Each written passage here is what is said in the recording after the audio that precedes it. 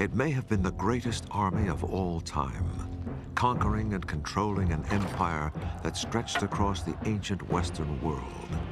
It was ruthless, disciplined, and feared by all, not just by its enemies, who died in their millions, but by its own emperors, who often paid the price of the army's wrath. And yet, these soldiers were builders as well as destroyers, helping to spread a culture that became the bedrock of Western civilization. What was it that made this army so dominant? How was it able to rule and reshape the classical world? And why did it eventually fall? This is the story of the Roman war machine.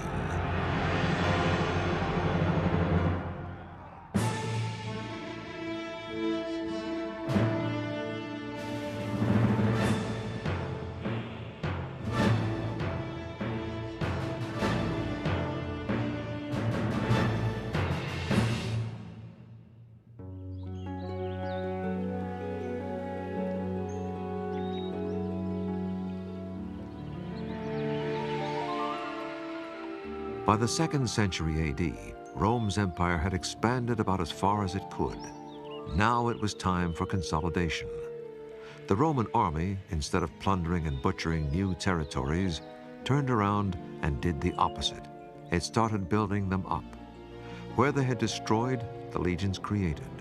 Because the army was the first Roman presence in a new land, the soldiers had to be able to build their own forts and defenses.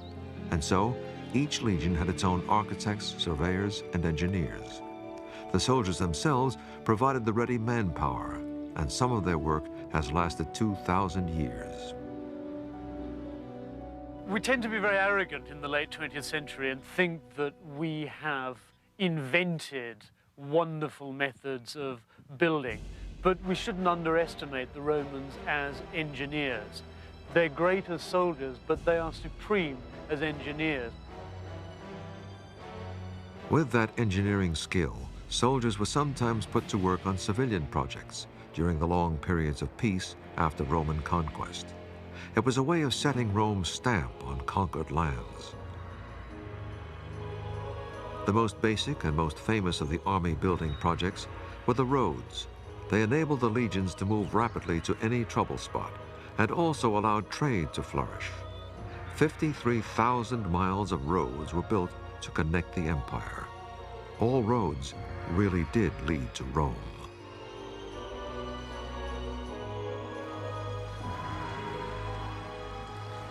Some building projects were breathtaking.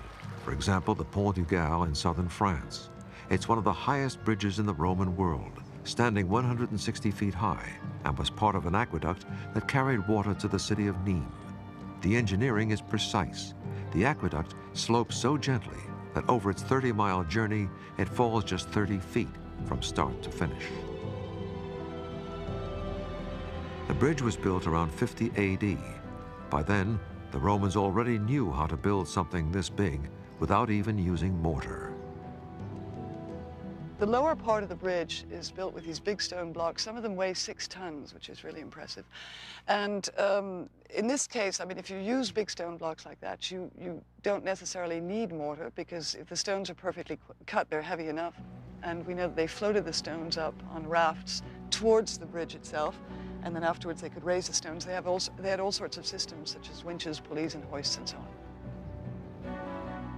Unlike the great buildings in Rome itself, which were carefully documented, we don't know exactly who built works like this in the provinces, because no records were kept. But it's possible the army had at least some role in the Pont du Gard. We have absolutely no proof that the army did help, but it is a theory, of course, because we know that they needed the know-how, the organization, the labor, and so on and so forth. The aqueduct's water flowed through a covered channel that ran along the top of the bridge. Thanks to gravity, it delivered 20,000 tons of water a day to the city of Nîmes. What you can see here is, first of all, the size of it. It's about 6 feet high and 4 feet wide, which is really pretty considerable. And it supplied a city of some 30,000 inhabitants with all the water they needed, actually. Apart from the obvious benefits such works brought to the empire, Using the soldiers as builders had other payoffs. First, it let the emperor sleep a little better at night because an army that's busy working has less time to plan political overthrows. The modern army has a great program of tank washing and tank maintenance just to keep the troops occupied. The Roman army solved that problem of keeping your troops occupied by turning them into builders. Building was one of the least favored activities for soldiers, especially the heavy work of stone cutting, and there were even mutinies by units who felt they were overworked. Every common soldier's dream was to get out of this kind of work by being designated as immunis, literally a soldier immune from the worst jobs because of his skills. Those with immune status included blacksmiths, surveyors, medics, arrowsmiths, trumpet makers, and keepers of sacrificial animals. Another payoff from using soldiers as builders was that it helped to keep conquered people passive by giving them the advantages of Roman civilization. They could then be brought within the Roman world and given the benefits of Roman civilization, of Roman urban life, of food, social organization, bathing. The spread of hot water and bathing is an important part of the Roman takeover of northwestern Europe. A fine example of the good life that Rome brought to its conquered citizens is the amphitheater at the military colony of Nîmes in southern France.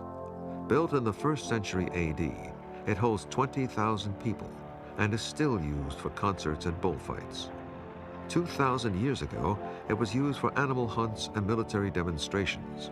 Through gladiator contests, the Romans were able to perpetuate the notion among conquered people of the superiority of the Roman warrior. The amphitheater was also a place where the people of the conquered provinces could see the majesty of the empire, literally. We are quite sure that we had the emperor and very important magistrate of Roman Empire coming to Nîmes. So it was, in a way, television for the people here to see these personalities, and in a way they could feel part, sitting here, a part of this empire, to keep the people quiet and satisfied, we might say. Roman building in the provinces also helped to indoctrinate local people with the godlike qualities of the emperors. One example is the theater at the military colony of Orange in France. Also built well enough to still be used today, it has a wall 120 feet high behind the stage, equal to a 10-story building. Not only would the size and sweep have impressed local inhabitants, but punctuating the wall is a statue of the Emperor Augustus, looking down on them as if from the heavens. The back wall of this theater is one of a very impressive Roman building as it is now, but it used to be much more impressive with the marble covering, the 3 floors, and on the top of the scene was the statue of the Emperor himself, looking at the spectators as a god. But it wasn't just with architecture that the Roman army spread civilization through the empire. As we'll see, the thirsty legions helped to start the European wine industry.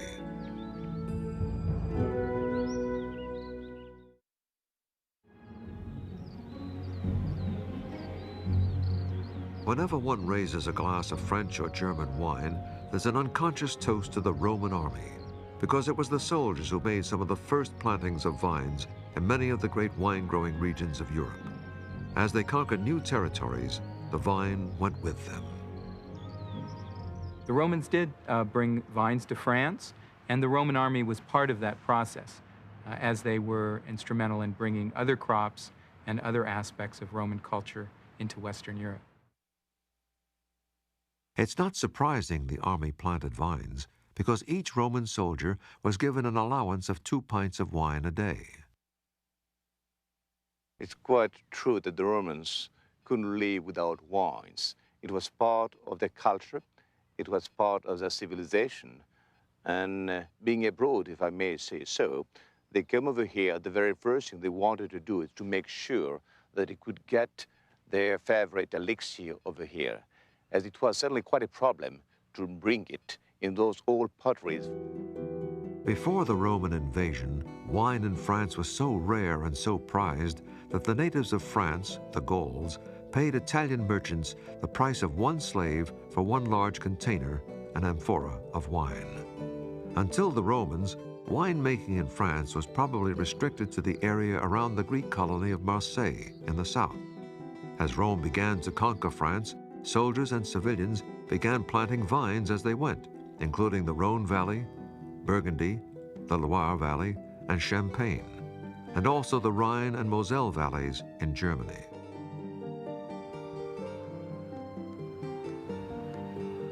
In the Champagne district of northern France, Roman occupation may have helped the champagne industry accidentally in a different way.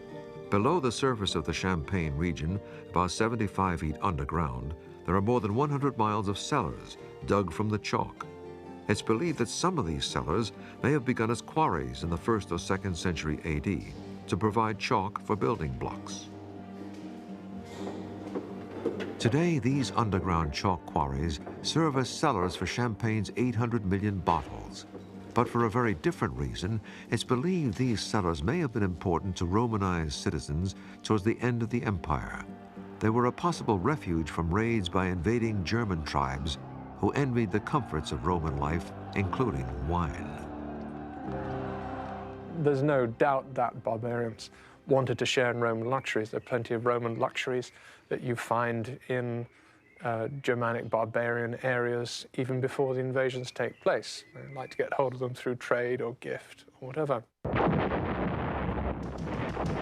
The cellars may also have been used as a refuge in more modern times. During both world wars, there was fierce fighting in the Champagne district, and civilians used the cellars for temporary safety. When the bombing started, people were very soon coming here in the cellars, and we have found a lot of furniture here, some forks and knives and bottles and plates, everything, and we think that they were just living here for a couple of days, perhaps, just waiting for the end of the bombing. Even today, European defense chiefs apparently have their eye on using the Roman cellars again, if necessary. I've been showing around cellars, a senior officer from NATO, and after the visit with a twinkle in the eye, he said, "Christian, it's certainly the place I'd like to spend the Third World War conflict." Although the Roman army helped spread civilization as a way of keeping the peace in the conquered provinces, it was never afraid to use the stick as well as the carrot if the provincials got out of line. What should never be forgotten is that this peace was actually maintained by the threat of armed force. And within those lands, society as a whole was still pretty violent. It was still a slave-owning society. People were very frequently physically brutalized. Rome spread its distinct form of civilization throughout its empire, and yet the process carried within it the seeds of the empire's destruction. The civilized empire became a magnet to barbarian tribes living outside the empire who wanted a share of the Roman lifestyle. Rome almost flaunted its wealth at the barbarians by having many of its forts and colonies right on the borders of the empire, in full view of the barbarians. The soldiers are the only sector of society who have pay, and their pay is being spent in that area. So you get these cities like Cologne and Mainz and Budapest, Vienna and so forth growing up in what had previously been very barren areas, and right across on the other side of the river, so to speak, are these unfortunate people who have nothing. And this makes a magnet for them. Wonderful network of roads. So the barbarians who invade, they go across the river, and there's a milestone saying, you know, Rome 600 miles this way. I mean, yeah, that things are made so much easier as well as more attractive for them. One of the first major signs of trouble came in the 170s AD, when Germanic tribes invaded Italy. They said they were forced to invade because of turf wars with other barbarian tribes. Roman writers comment, among the bodies of the dead there were women and children, and the tribe said, look, please take us into the empire. we are being put under terrible pressure by the tribes from the interior, and we want land. Some of them were accepted to start with, but then it just became too much of a problem. The number of barbarian raids steadily increased throughout the 200s AD. Rome's borders were simply not as secure as they had been in earlier times. And a major reason could be found in the east. A revitalized Persian Empire began retaliating to centuries of Roman raids and pushed into Roman territory. In the year 260 AD, the Persians even captured the Roman Emperor Valerian on their own territory and kept him prisoner for life. It's the Persian attacks on the eastern frontier that act, as it were, like the first domino in a series. Rome is forced to fight a series of very expensive defensive wars. No longer can war be funded by booty extracted from conquered people. This time the empire, from its own resources, has to pay for the defense of its own frontiers. Having to shift troops to the east to fight the Persians left Rome's other borders less secure. There were constant raids, especially from German tribes, who in one battle killed the Roman Emperor Decius in the year 251. There were invasions of Roman Gaul and the Balkans, and Italy itself was invaded several times in the 260s AD. The raids stretched the logistics of the Roman army to the limit. The gathering of the troops and the going to the frontier takes place at walking pace, so no more than 20 miles a day. To put together a sizable force, get it to the right bit of the frontier, you're certainly talking weeks and maybe months. And there was another problem for the Romans. The barbarian tribes that Caesar and others had defeated so easily had learned tremendously from the Romans and were now ready to turn the tables.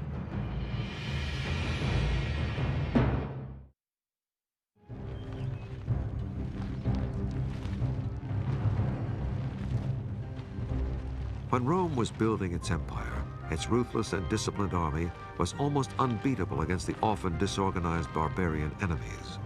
But by the 200s AD, things were changing. For centuries, many barbarians had been part of the Roman army, recruited by Rome to fight alongside the legions. Now that was beginning to backfire, as barbarian tribes used their newfound skills to fight for their own peoples against the empire. Very many of their warriors have, at one time or another, served in the Roman army. They're getting much more familiar with Roman tactics, and to some extent they're starting to imitate them as well. Therefore, it's a much more difficult task for the Romans to cope with. But the threats were not just external. The Roman legions, now under great pressure, turned to fighting with each other throughout the 200s AD, each wanting to put its own candidate on the emperor's throne. The infighting was so great that more than 30 different emperors were proclaimed in a period of 50 years. Very many soldiers were killed unnecessarily, huge amounts of treasure were wasted, and the destruction, which may have been quite localized within the empire, reduced the economic capacity of the Roman world to sustain the army which defended it. So in a way, the army, to some extent, cut its own throat. The Roman fort at Salzburg in Germany was just one of the many that fell into enemy hands during the 200s, as barbarian tribes swept across the border.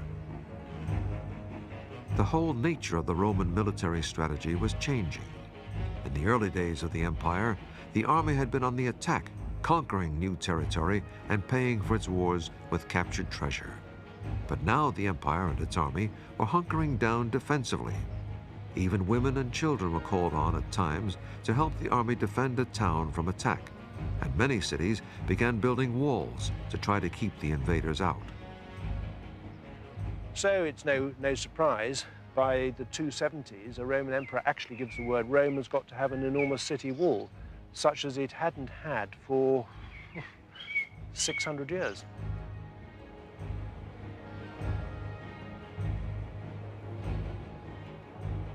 The style of forts was changing too. At the height of the empire, forts were often built in open ground to allow the army easy access and domination of the area. But by the late 200s, Roman forts like this one at Porchester in southern England were designed much more defensively, with many more towers for artillery and archers against barbarian attack. In this case, raids by Saxon fleets. The importance of this fort is that it symbolizes a fundamental change that overtakes Roman military strategy in the 3rd century. The big D-shaped bastions behind me represent a shift from an offensive to a defensive posture.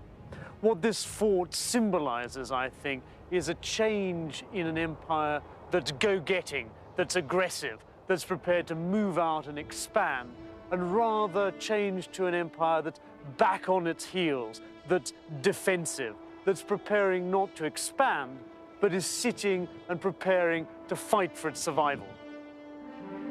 By the late 200s AD, it looked as though the empire might be finished. But from the revolving door of changing emperors emerged 2 strong leaders who put the empire back on a solid footing. The first of them was Diocletian. Diocletian certainly one of the most capable emperors.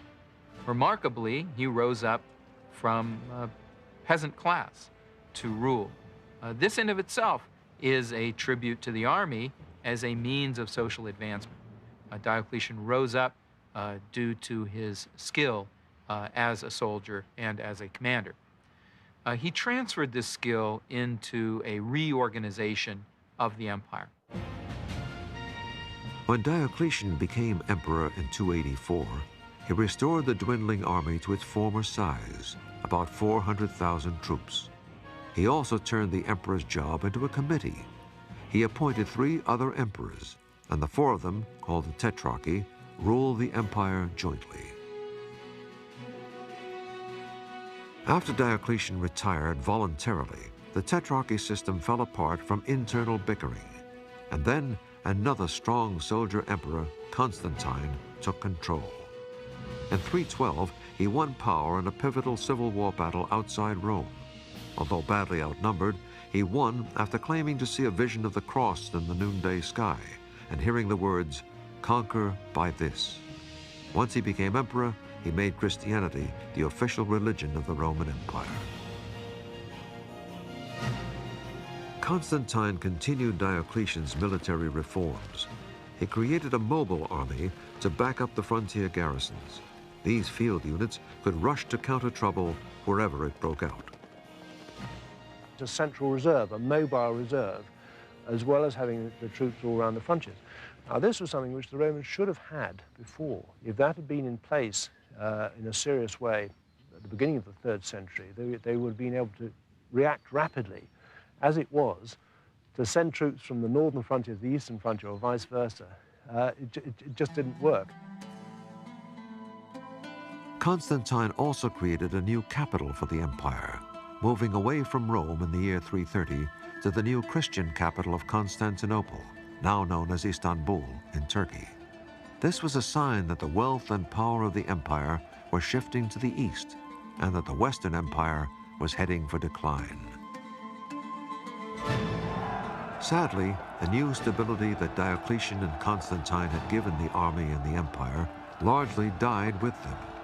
The middle 300s AD saw a return to civil wars between the legions, each one wanting its commander to be emperor. Civil wars had the effect of weakening not only the army, but the economy too. Roman writers spoke of many farms lying waste. The peasants have been frightened away, or the peasants have been conscripted into the army, or the peasants have run away because they don't want to go into the army, or because they have no money to pay taxes and they fear the consequences. The constant civil wars also had the effect of creating rampant inflation throughout the empire. Every time there's an attempt at becoming emperor, successful or otherwise, enormous numbers of extra coins are minted and distributed as a reward to the troops. When you get such an enormous number of coins in circulation, clearly prices shoot up. Basically what happens is people start losing confidence because this denarius is supposed to be silver, and they gradually put in more and more non-silver into it until by the latter part of the 3rd century, the so-called denarius has perhaps 2% silver in it. barbarian invaders took full advantage of the empire's internal problems. In Britain, tribes from Scotland stormed across Hadrian's Wall in the 360s. On the European mainland, German tribes were threatening, especially the Goths, who came from near the Black Sea. They were being driven from their homelands by fierce, bloodthirsty nomads, the Huns, from Central Asia. To escape the Huns, the Goths begged for refuge inside the Roman Empire. The Goths are fleeing from the Huns, and they are clearly scared to death. And the Romans accept this explanation. The Romans actually ferry them across the Danube. So sometimes barbarians are simply running away from other barbarians. But after he allowed the Goths to settle, the Roman Emperor Valens decided he wanted them out.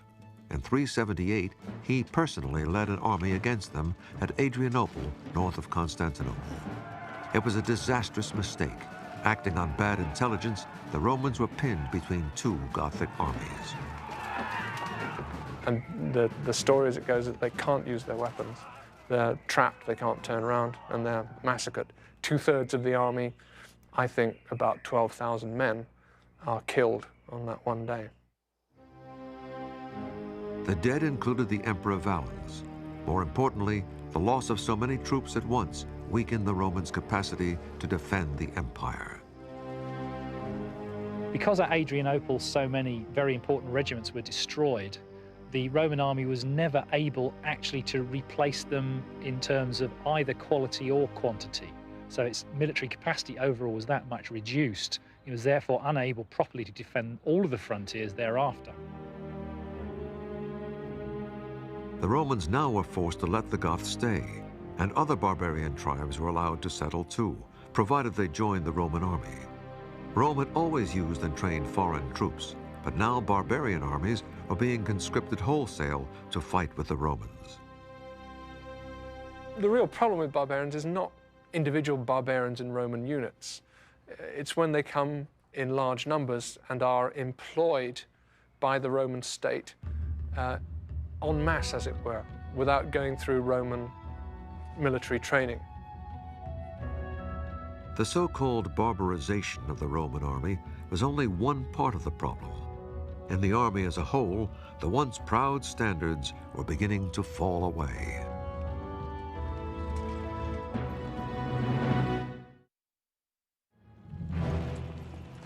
Making war costs money. That's true today, and it was true for the Roman army.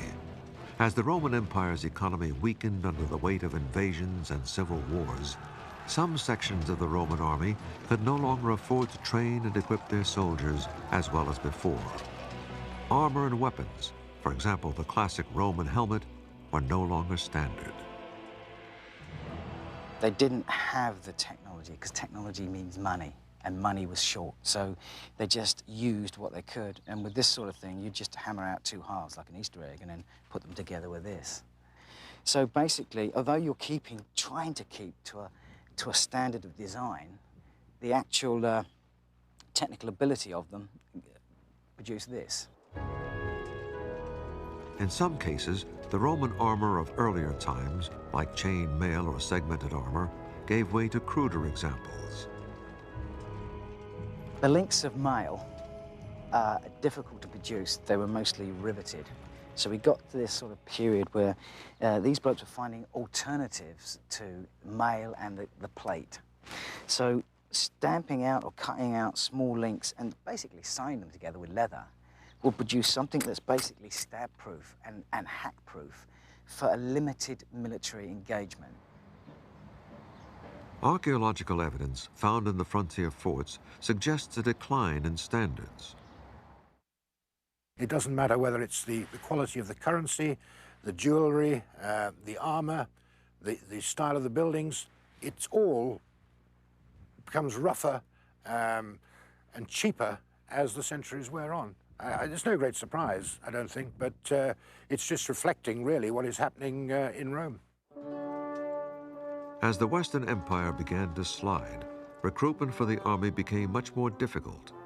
The minimum height requirement was lowered from 5'8" to 5'5". But service, once considered an honor, was now often avoided at almost any cost. People cutting off their thumbs to render themselves ineligible for military service, and all sorts of things, cases of this evading military service, but not just by the individuals concerned. The big landowners don't want to lose their labor supply, so they use all forms of influence and graft and everything to keep the recruiting officers off their estates. For many Roman citizens, it wasn't just the desire to avoid conscription. There was a feeling that they might be better off if the barbarians did take control. There was a general disaffection and an unwillingness of people to serve in the army, and frankly, less and less interest in the survival of the Western Empire. People were often quite happy to live under the rule of a Germanic prince because he was perhaps more capable of defending them, and also the taxes were probably lower. So the empire consequently fell apart.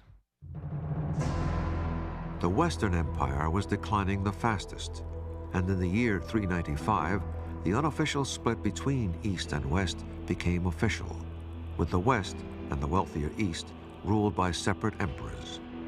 This move hastened the decline of the West by lowering its ability to defend itself. In the late 390s, the Eastern Emperor effectively managed to steal a large number of the Western Army's best regiments to replace many of those, I guess, that were lost to Adrianople. And this left the West really very vulnerable thereafter. Also in 395, the Goths living inside the empire revolted under their leader Alaric. They raided Greece, then moved north and raided northern Italy. About the same time, other Germanic invaders, including the Vandals, poured across the Rhine, sacking the city of Trier and sweeping into Gaul. In 410, Alaric and his Goths sacked Rome, something that hadn't happened for 800 years. It was an omen for the West. The Goths then left Italy and created their own kingdom in southern France. Other Germanic tribes took over large parts of Spain, and the Vandals captured North Africa, including Carthage. Britain was surrendered in the year 410, with the emperor telling Britons they'd have to defend themselves. By the mid-400s, the Western Empire was on the verge of collapse. The Western Roman army, disunited, outnumbered, and underfinanced, had no real chance of holding off the threat, especially as they had helped train the invaders in the past by recruiting them into the Roman army. And these people come over, serve under Roman orders, but then very often they take off back again. And therefore they've learned a lot, not only about techniques and so on, but I mean actual military intelligence. They know where to attack if they come back on the other side. The big example is Alaric. Alaric the Visigoth, the chap who actually captures Rome in 410. He had been off and on serving under Roman orders for a good many years before he does this. Despite their name, barbarians, the invaders were not out to destroy the empire. On the contrary, many wanted to live the Roman lifestyle. Everywhere, the wealth of Rome is acting like a magnet. And the barbarian groups across the frontier are organizing themselves to start preying on that wealth. The Roman Empire has created a rich territory, and the barbarians, like the mafia in the 1920s and 30s, are organizing to exploit it. In fact, the Romans and their invaders were still prepared to join together to fight a common threat. In the mid-400s, that threat was Attila the Hun. The Huns had already created their own empire in Germany and began making raids into both Roman empires, East and West. The roads are truly ferocious. They go all the way from the gates of Constantinople, Istanbul, as now is the gates of Paris, east to west, and also to Milan in northern Italy. The Huns' policy was to destroy all in their wake. The Chinese had built their Great Wall to keep them out. The Huns were brilliant horsemen who could fire long-distance arrows while at full gallop. To slow the Huns' advance, the Romans had to rely on other barbarian warriors already within the empire. In 451, on the fields of the Champagne district, Attila's army was met by a so-called Roman army, made up of Romans, Burgundians, Franks, and Goths, who fought Attila to a standstill. The 5th century is actually about one group of barbarians fighting another group. Sometimes we call them Romans, sometimes we call them Goths and Vandals. In a sense, we lose sight of a force that can be clearly labeled Roman. So to talk about the defeat of the Roman army, in a sense, is to make this process more clear-cut than it actually was. Attila then raided Italy, but was bribed to leave. And after he died in 453, the Huns lost their unity and were overthrown by their own subjects in Germany. The Western Roman Empire suffered much the same fate. Throughout the 400s, it had been turning into a mosaic of German kingdoms, and Italy itself became the final domino to fall. In 476, the last Western Roman emperor, Romulus Augustus, was forced by the Goths to abdicate. The Western Empire was gone, but the Roman army and its influence were not.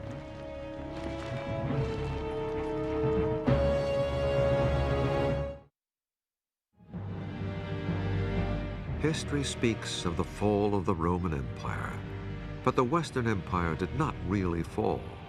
Rather, it was transformed by gradual assimilation, with the Romans and barbarians becoming more and more like each other.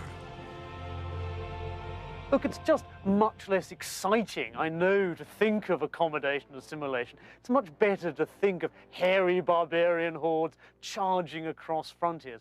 But I think it's unlikely that it happened that way. I'd go for a much slower process in which by the 5th century, actually in Gaul and parts of northern Italy, it's difficult to spot the difference between a Roman and a barbarian. One reason is that in most cases, the invaders kept things much the same.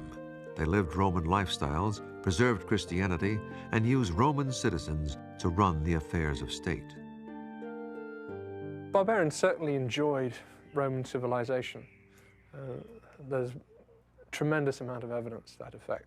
When the Vandals get to North Africa, they start to wear togas, hang about in the baths and go to circuses, build themselves villas, and decorate them with Roman-style mosaics, portraying themselves as Roman aristocrats.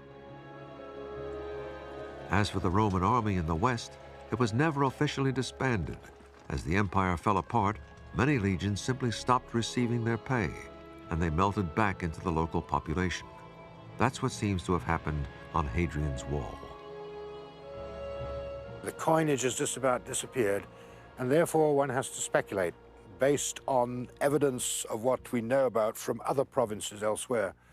And here, certainly my view is still the one that they gradually fade away. Although the Western Roman Empire and its army disappeared, the Eastern Empire and its army continued to flourish. The Eastern Empire, known today as Byzantium, had always been the wealthier half, and its borders were less vulnerable to attack. The East's major military antagonist was the Persian Empire, with which the Eastern Empire had very serious wars, but at least they could achieve treaties with the Persian king, and this could bring long periods of peace. So it was actually perhaps a rather easier task for the East to defend itself than for the West.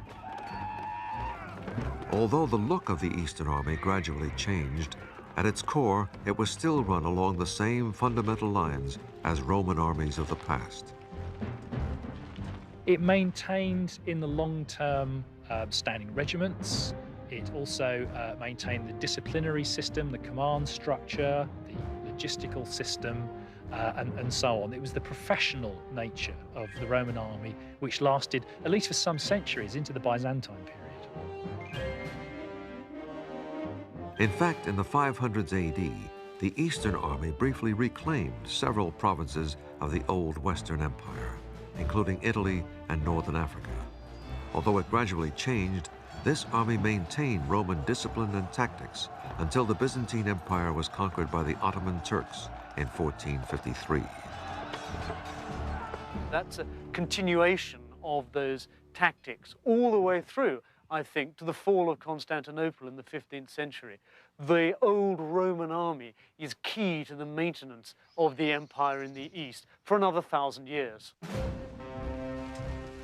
The Roman army, in its changing forms, can be said to have won and protected empires for some 2,000 years, from the 5th century BC to the 15th century AD. At its height, it was so efficient that it ruled with a standing force that seems almost tiny by modern standards, about 400,000 men. Louis XIV ruled his rich kingdom, which was nonetheless simply one province of the old Roman Empire, with as large a standing army as the Romans had required to control this vast area from Scotland to the Sahara Desert, to Iraq, to the Black Sea. That is a staggering feat. The Roman army changed warfare forever. It was the first truly professional army, and it introduced concepts of discipline and training that still influence armies today. Its great military successes have always been famous. The name of Julius Caesar has never really been forgotten. Consequently, it formed the obvious model for the armies of the modern nation states of the West in the 17th, 18th, and 19th centuries. And many of our own military traditions are based on at least the way our generals have imagined Rome once was.